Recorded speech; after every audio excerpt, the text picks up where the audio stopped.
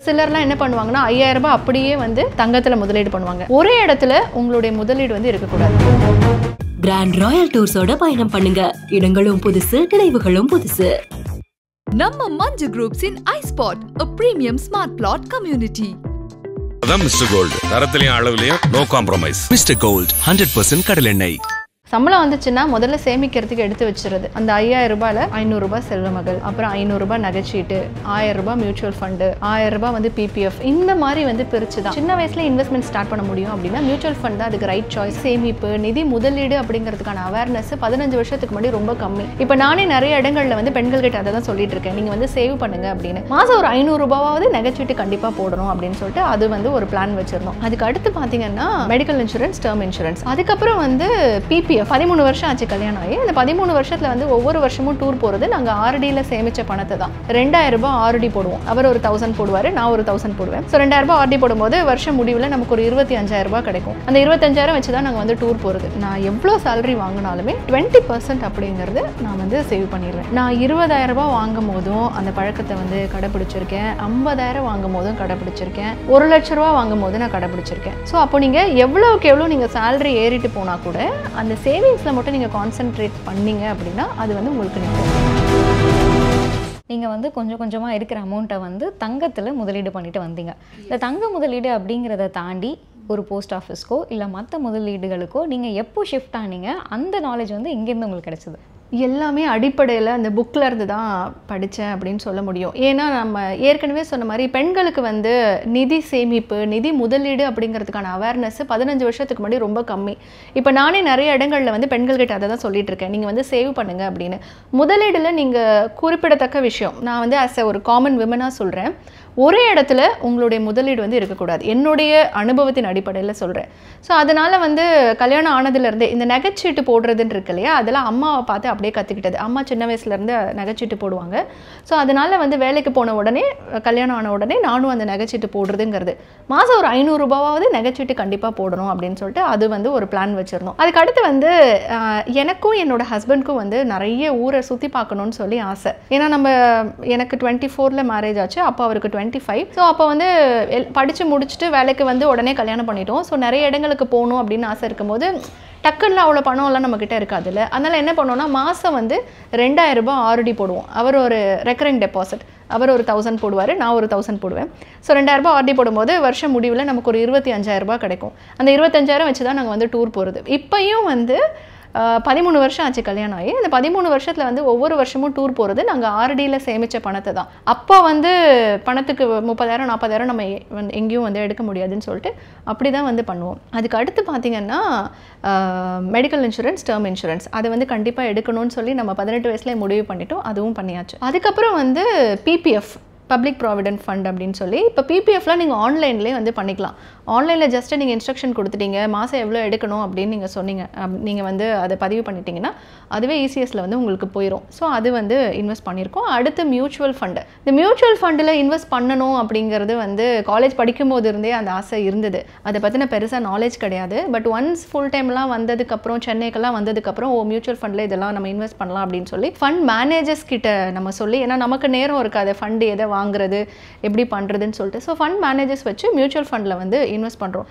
ஏன் வந்துட்டு நம்ம இப்படி பிரிச்சுக்கிட்டோம் அப்படின்னா, எப்பயுமே ஒரே இடத்துல உங்களுடைய பணத்தை வந்துட்டு பண்ணணும் அப்படின்னு கிடையாது. நீங்கள் வந்து மாதம் நீங்கள் 5000 ரூபாய் சேமிக்கிறீங்கன்னு வச்சுப்போம். இப்போ சிலர்லாம் என்ன பண்ணுவாங்கன்னா 5000 ரூபாய் அப்படியே வந்து தங்கத்தில் முதலீடு பண்ணுவாங்க. ஆனால் நாங்கள் எப்படி பண்ணுவோன்னா, அந்த 5000 ரூபாயில் 500 ரூபாய் செல்வ மகள், அப்புறம் 500 ரூபாய் நகைச்சீட்டு, 1000 ரூபாய் மியூச்சுவல் ஃபண்டு, 1000 ரூபாய் வந்து பிபிஎஃப், இந்த மாதிரி வந்து பிரித்து தான் இப்போயுமே அப்படி பிரித்து தான் பண்ணுறோம். அப்படி பிரித்து பண்ணும்போது தான் உங்களுக்கும் அதோட ரிசல்ட் ஒன்று இல்லைனாலும் இன்னொன்று வந்து உங்களுக்கு கை கொடுக்கும். இந்த நாலேஜ் எல்லாமே காலேஜில் புக்கு படித்து தெரிஞ்சுக்கிட்டது தான், நமக்கு கைடன்ஸ் யாருமே கிடையாது. இப்போது மியூச்சுவல் ஃபண்ட்ஸ் பற்றி இந்த டைம்லேயே நம்ம போய் சொல்லும்போது நிறைய பேருக்கு பெருசாக அது மேலே வந்து நம்பிக்கை இல்லை. ஏதோ ஒரு ப்ராடக்ட் அப்படின்னு சொல்கிறாங்க, இது வந்து மார்க்கெட் ரிலேட்டடான ப்ராடக்ட், இதில் வந்து நஷ்டம் வரலாம் அப்படிங்கிற மாதிரியான விஷயங்கள் தான் இன்றைக்கி ஸ்டேஜ்லேயுமே இருக்குது.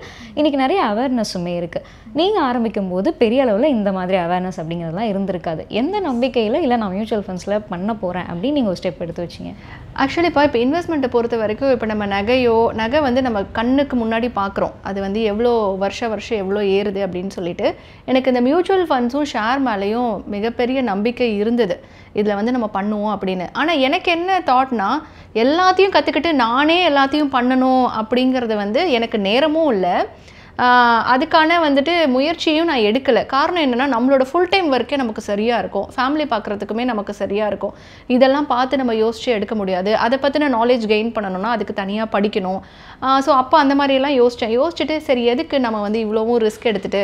இன்னொன்று நமக்கு நம்பர்ஸ்னால் அப்போதுலேருந்தே ஒரு கன்ஃபியூஷன், நமக்கு மேக்ஸ் வேறு வந்துட்டு பெருசாக வந்து வராது. ஸோ அதனால் எனக்கு அது ஒரு பயம் வேறு, நம்ம வந்து இதை எப்படி நம்ம தப்பாக புரிஞ்சுக்கிட்டா என்ன பண்ணுறதுன்னு. ஆனால் எனக்கு ஒரு அசைக்க முடியாத நம்பிக்கை இருந்தது. காரணம் என்னென்னா, நான் சொன்னேன் இல்லையா, தொடர்ந்து அந்த புக்கு படிக்கிறப்போ நிறைய வந்துட்டு அதில் ஆர்டிகல்ஸ் எல்லாம் எழுதுவாங்க, ஏன் நம்ம மியூச்சுவல் ஃபண்டில் இன்வெஸ்ட் பண்ணணும். ஸோ மினிமம் நமக்கு வந்து ஒரு 12% வந்து ரிட்டர்ன்ஸ் கொடுக்குது. இப்போல்லாம் பார்த்தீங்கன்னா எஃப்டியாக இருக்கட்டும் மற்றதாக இருக்கட்டும் மேக்ஸிமம் 8% தான் உங்களுக்கு பேங்க்லேருந்து வருது. சீனியர் சிட்டிசன்னா 8.2% வருது. அப்போது நமக்கு வந்து ஒரு ஹையஸ்ட் ரிட்டர்ன்ஸ் வேணும்.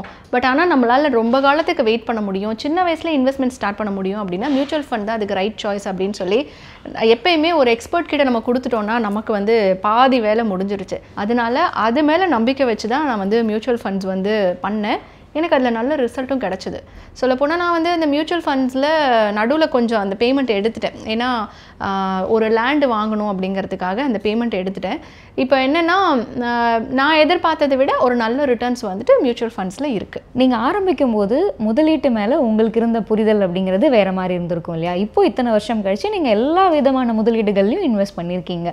இப்போ உங்களுக்கு இருக்கக்கூடிய புரிதல் முதலீடுகள் மேலே? இல்லை, நான் சரியான முடிவு எடுத்திருக்கேன் அப்படின்னு நான் நம்புகிறேன். காரணம் என்ன அப்படின்னா, இப்போ 20 வயசுகளில் இருக்கிறவங்க என்கிட்ட வந்து கேட்குறாங்க, நான் வந்து சேமிக்கணும்னு தான் நினைக்கிறேன், ஆனால் என்னால் வந்துட்டு சேமிக்கவே முடியல, நீங்கள் எப்படி வந்து ஸ்டார்ட் பண்ணீங்க அப்படின்னு சொல்லி கேட்குறாங்க.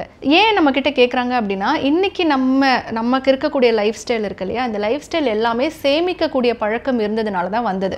நானும் என்னோட ஹஸ்பண்ட் அப்படின்னு பார்த்தீங்கன்னா, ஃபஸ்ட்டு நம்ம கல்யாணம் ஆன உடனே நமக்கு பணம் வருது, சம்பளம் வருது அப்படின்னா நாங்கள் ஒரு நோட் எழுதி வச்சுப்போம், இது இந்தந்த செலவு அப்படின்னு சொல்லிட்டு. வீட்டு வாடகை, கரண்ட் பில்லு, பால், மளிகை, புது ட்ரெஸ்ஸு, ஹோட்டலு, சினிமா எல்லாத்தையும் கணக்கு எழுதி மாத கடைசியில் வந்து அந்த கணக்கு எழுதுறத பார்ப்போம். பார்த்துட்டு எதெல்லாம் எக்ஸ்ட்ரா செலவு இருக்குன்னு பார்த்துட்டு அதை வந்து கண்டிப்பாகவே கட் பண்ணிடுவோம். ஸோ அப்படி தான் கொஞ்சம் கொஞ்சமாக எது வாங்கினாலும் சேமித்து வாங்குறது இல்லையா. சின்னதாக வந்துட்டு ஒரு 10,000 15,000க்கு பொருள் வாங்கிட்டு ஸோ அதை வந்து இஎம்ஐயாக கன்வெர்ட் பண்ணிவிட்டு அதை வந்து 6 மாதத்துக்குள்ளே கட்டி முடிக்கிறது, அந்த மாதிரி தான் வந்துட்டு நம்ம வந்து பண்ணிகிட்டு இருந்தோம். அப்படி தான் வீட்டில் இருந்த எல்லா பொருளுமே வாங்கினது. அப்பா அம்மா கிட்டேருந்து சீர்வரிசையாக எந்த பொருளுமே வந்துட்டு வாங்கவே கிடையாது. வீட்டில் இருந்த எல்லாமே நானும் என்னோடய ஹஸ்பண்டும் வந்துட்டு சேமித்து தான் வாங்கணும். ஸோ அப்படி இருக்கும்போது ஓகே, நம்ம வந்து செலவுகளை கண்ட்ரோல் பண்ணுறோம். எப்போயுமேப்பா ஒரு செலவு நீங்கள் பண்ணுறீங்க அப்படின்னா ஃபஸ்ட்டு நம்ம என்ன யோசிக்கணும்னா, இது கண்டிப்பாக பண்ணியே ஆகணுமா, இது பண்ணுறதுனால நமக்கு என்ன ஆக போகுது அப்படின்னு. ஒன்றா நீங்கள் ஒரு செலவு பண்ணுறீங்க, அது வந்து உங்களுக்கு ஒரு 10 வருஷம் கழிச்சு அது உங்களுக்கு ரிட்டர்ன்ஸ் கொடுக்கணும், இல்லையா மிதமிஞ்சிய ஒரு ஹாப்பினஸ்ஸை உங்களுக்கு வந்து கொடுக்கணும். பெருமைக்காகலாம் நம்ம வந்து செலவு பண்ண முடியாது. இதில் நான் ரொம்ப தெளிவாக இருக்கேன். அப்போ நம்ம ஒரு விஷயத்தை செலவு பண்ணுறோம். இப்போது என்னுடைய நிகழ்ச்சிக்காக நான் சில ட்ரெஸ்ஸஸ்லாம் வாங்க வேண்டியிருக்கு, அக்சசரிஸ்லாம் வாங்க வேண்டியிருக்கு. நான் வந்து முழு மனசோடலாம் வாங்க மாட்டேன். சரி ஓகே, இது வந்து ஒரு இன்வெஸ்ட்மெண்ட். இப்போ இந்த ட்ரெஸ்ஸு நம்ம ஒரு 2,000 ரூபாய்க்கு ட்ரெஸ் வாங்குகிறோம், இந்த ட்ரெஸ்ஸை வச்சு நம்ம வந்து அந்த ஈவெண்ட் பண்ணுறோம், அதில் நம்ம வந்து ஒரு 20,000 ரூபாய் சம்பாதிக்கிறோம். அப்போ அதுக்கான இன்வெஸ்ட்மெண்ட் அப்படி தான் என் மனசை வந்து தேர்த்திப்பேன். அப்போ ஒவ்வொரு முறை செலவு பண்ணும்போதும் இது எதுக்காக செலவு பண்ணுறோம் அப்படிங்கிறத வந்துட்டு நம்ம யோசிக்கணும்.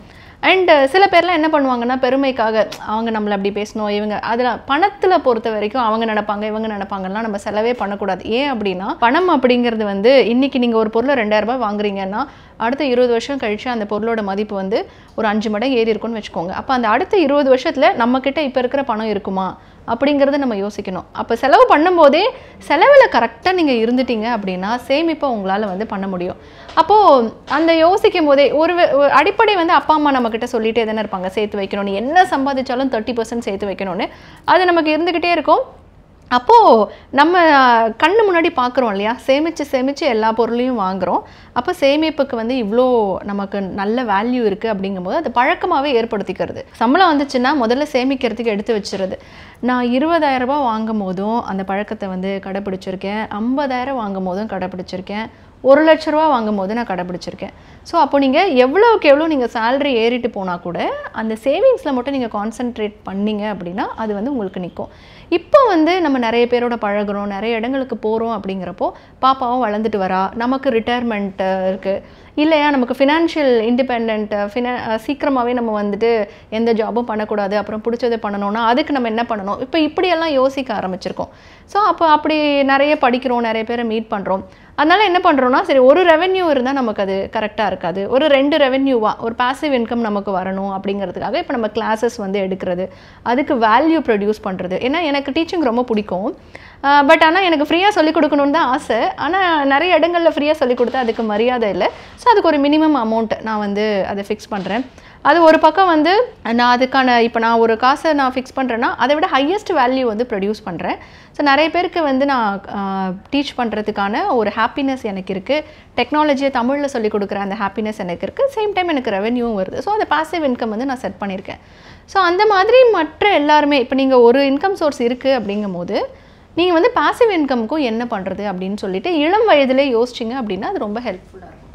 ஸோ 20,000 வாங்கினாலும் சரி, 1,00,000 வாங்கினாலும் சரி, நான் சேமிப்பை விட்டு கொடுக்க மாட்டேன் அப்படின்னு சொல்லியிருக்கீங்க. ஏதாவது பர்சன்டேஜ் அப்படின்னு வச்சுருக்கீங்களா? அதாவது மந்த்லி என்னோட இன்கம்ல நான் இவ்வளோ % கண்டிப்பாக இது சேவிங்ஸ்க்கு போயிடும். கம்பல்சரி 20% தான். அதாவது நான் எவ்வளோ சேலரி வாங்கினாலுமே 20% அப்படிங்கிறது நான் வந்து சேவ் பண்ணிடுவேன். அது மட்டும் இல்லாமல் இப்போது நான் வந்து சேவிங்ஸில் ரொம்ப முக்கியமான விஷயங்கள் இருக்குது. கோல் வச்சு சேவ் பண்ணுறது. இப்போ எங்கள் ஃபேமிலியில் நானும் அவரும் என்ன பண்ணுவோம்னா ஒரு கோல் வச்சுருப்போம். ஓகே, இப்போது அடுத்த வருஷம் நம்ம ஆனிவர்சரிக்கு வேறு ஒரு ஸ்டேட்டுக்கு நம்ம வந்து ட்ரிப்பு பிளான் பண்ணுறோம், அடுத்த ஜூனில் நம்ம பிளான் பண்ணுறோன்னா இந்த ஜூன்லேயே ஸ்டார்ட் பண்ணிடுவோம் சேவ் பண்ணுறதுக்கு. சரி என்னெல்லாம் வந்துட்டு நம்ம வந்து அங்கே போய் பார்க்க போகிறோம், எவ்வளோ செலவாகும்னு சொல்லிட்டு ஒரு பட்ஜெட்லாம் போட்டு அதுக்கான சேவிங்ஸ் வந்து இப்போ இருந்தே ஸ்டார்ட் பண்ணுவோம். அது ஒன்று. இப்போ பாப்பாவுக்கு வந்து 3rd ஸ்டாண்டர்ட் அவள் படிக்கிறா. இப்போது அவள் இன்னும் 10 வருஷத்தில் காலேஜ் போவாள். அப்போ அவள் காலேஜ் போகும்போது அவளுக்கு எவ்வளோ ஒரு 50 லட்ச ரூபா அவளுக்கு தேவைப்படும். அப்போ அவளுக்கு நம்ம இன்வெஸ்ட்மெண்ட் என்ன, அவள் பிறந்த உடனே அதெல்லாம் நாங்கள் யோசித்தோம். இப்போ பாப்பா பிறக்கிறா, அடுத்த 18 வருஷத்தில் அவள் காலேஜுக்கு போவா, என்ன பண்ணணும், அப்போ அதுக்கு அவளுக்கு மியூச்சுவல் ஃபண்டில் வந்து நம்ம இன்வெஸ்ட் பண்ணணும். சரி, மியூச்சுவல் ஃபண்டோ ஷேரோ பொறுத்த வரைக்கும் எல்லாருமே என்ன நினைக்கிறாங்கன்னா இன்றைக்கி போட்டால் நாளைக்கு ரிட்டர்ன்ஸு, இன்றைக்கி போட்டால் அடுத்த 6 மாதத்தில் ரிட்டர்ன்ஸ் கிடையாது. எவ்வளோ அது வந்து முழுக்க காம்பவுண்ட் இன்ட்ரெஸ்ட் தான் அடிப்படையில். அப்போ நீங்கள் எவ்வளோக்கு எவ்வளோ டைம் வந்து வெயிட் பண்ணுறீங்களோ அவ்வளோக்கு எவ்வளோ உங்களுக்கு வந்து நல்ல ரிட்டர்ன்ஸ் கிடைக்கும். Time matters. நிலத்துலையும் சரி மியூச்சுவல் ஃபண்ட்ஸ்லையும் சரி நீங்கள் டைம் தான் மேட்டர்ஸ். அப்போ அதுக்கு வந்து நாங்கள் மியூச்சுவல் ஃபண்டில் இன்வெஸ்ட் பண்ணோம். அடுத்து நம்ம ரிட்டையர்மெண்ட்டு. இது நிறைய பேர் எனக்கு கிண்டல் கூட பண்ணுவாங்க. 25 வயசில் நான் வந்து சொல்கிறேன், மியூச்சுவல் ஃபண்ட் வந்து 2 மியூச்சுவல் ஃபண்ட் போடுவோங்க, உங்களுக்கு 1000 ரூபாய், அவருக்கு 1000 ரூபாய் ஒன்று போடுவோம், நான் என் பேரில் ஒரு 1000 ரூபாய் போடுவோம், ஒன்று வந்து பாப்பாவோட எஜுகேஷனுக்கு, ஒன்று வந்து ரிட்டையர்மெண்ட்டுக்கு நான் போடுறேன்னு என் ஃப்ரெண்ட்ஸ் கிட்ட சொல்லும்போது என் ஃப்ரெண்ட்ஸ் எல்லாம் சிரிப்பாங்க. 25 வயசில் யாராவது 58 வயசு போய் நினைப்பாங்களா அப்படின்னு சொல்லிட்டு. ஆனால் 12 வருஷம் இன்றைக்கி கணிசமான ஒரு தொகை வந்து மியூச்சுவல் ஃபண்டில் இருக்குது. இப்போது நான் வந்து 58 வயசில் தான் ரிட்டையர்ட் ஆகணும் அப்படியெல்லாம் வந்து எனக்கு ஐடியா கிடையாது. பாப்பா காலேஜ் போயிட்டு அவள் நல்லா வேலைக்கு போயிட்டா அப்படின்னாலே நான் கொஞ்சம் ஃப்ரீ ஆகிடலாம், அதுக்கப்புறம் பிடிச்ச விஷயங்களை ரிலாக்ஸ்டாக, இந்த அளவுக்கு ஓட தேவையில்லை, பிடிச்ச விஷயங்களை ரிலாக்ஸ்டாக பண்ணலாம் அப்படின்னு யோசிச்சு வச்சுருக்கோம். அப்போ அப்படி இருக்கும்போது அப்போ நீங்கள் சேவிங்ஸில் முழு கவனம் செலுத்தணும். நீங்கள் அப்படி ஒரு தாட் வந்துருச்சு அப்படின்னாலே சேவிங்ஸில் முழு கவனம் செலுத்தணும். அப்போ அப்படி வந்துட்டு பிளான் பண்ணுறோம். அப்போ நம்மளோட ரிட்டையர்மெண்ட்டுக்கு இன்றைக்கி எல்லாருமே வந்து எல்லாரும் சொல்ல முடியாது, பர்டிகுலர் பர்சன்ஸ் வந்து கேட்பாங்க, அதெல்லாம் அப்புறம் பார்த்துக்கலாம், பணம் தானே, அதெல்லாம் வாழ்க்கை என்றைக்குமே ஒரே மாதிரி எல்லாருக்குமே இருக்காது. நம்ம கோவிட் வரும்னு யாராவது நினச்சோமா? கிடையாது. ஃபினான்ஷியல் க்ரைசிஸ் வரும்னு நினச்சோமா? கிடையாது. அப்போது நாளைக்கு ஏதோ ஒரு பின்ன சூழ்நிலை வரும்போது அப்போ நம்ம கையில் காசு இருக்கணும். நீங்கள் என்ன வேணாலும் என்ன பொசிஷனில் வேணாலும் இருங்கப்பா, உங்ககிட்ட காசு இல்லை அப்படின்னா யாருமே மதிக்க மாட்டாங்க. இது வந்து வியூவர்ஸ்க்கு கூட இது வந்து அப்படிலாம் ஒன்றும் கிடையாது அப்படின்லாம் சொல்லலாம். ஆனால் நான் எக்ஸ்பீரியன்ஸ் பண்ணியிருக்கேன். ஸோ நமக்கு வந்து எவ்வளோக்கு எவ்வளோ நம்மக்கிட்ட வந்து நமக்குன்னு ஒரு காசு இருக்கோ அப்போ தான் வந்துட்டு அந்த மரியாதை உங்களுக்கு வந்து தானாக வரும். ஏன்னா நான் காசு இல்லாத இடத்துல நான் எப்படி நடத்தப்பட்டேன் அப்படிங்கிறது என்னோடய மனசுக்கு தெரியும். நிறைய பேர் அதை உணர்ந்தும் இருப்பாங்க. அப்போது உங்கள் கையில் காசு அப்படிங் இருக்கும்போது அது ஒரு தனி வேல்யூ உங்களுக்கு. அப்போ 50 வயசில் நீங்கள் என்ன பண்ண போகிறீங்க? இன்றைக்கி வந்து ஒரு அரிசி வந்து 1 கிலோ 70 ரூபா விற்குது அப்படின்னா அப்போ உங்கள் அடுத்த 25 வருஷத்தில் எவ்வளோ விற்கும்? இன்றைக்கி உங்கள் லைஃப் ஸ்டைல் 50,000 ரூபாய் நீங்கள் தேவைப்படுது அப்படின்னா அடுத்த 20 வருஷத்தில் 2 லட்ச ரூபா தேவைப்படும். அப்போ அடுத்த 20 வருஷத்தில் அந்த 2 லட்ச ரூபாய்க்கு நம்ம எங்கே போகிறது? அப்போது நீங்கள் 25 வயசில் சேவிங்ஸ் உங்களுக்கு பண்ண ஆரம்பித்தாதான் அப்போ நீங்கள் வந்து நிம்மதியாக இருக்க முடியும். ஸோ லைஃப்பில் வந்து எவ்வளோ கெரியர் எவ்வளோ இம்பார்ட்டண்ட்டோ சேவிங்ஸ் அதை விட இம்பார்ட்டண்ட். கிராண்ட் ராயல் டூர்ஸோட பயணம் பண்ணுங்க. இடங்களும் புதுசு, நினைவுகளும் புதுசு. நம்ம Manju groups in iSpot a premium smart plot community. அதான் மிஸ்டர் கோல்டு, தரத்திலையும் அளவுலையும் நோ காம்ப்ரமைஸ். மிஸ்டர் கோல்ட் 100% கடலெண்ணெய்.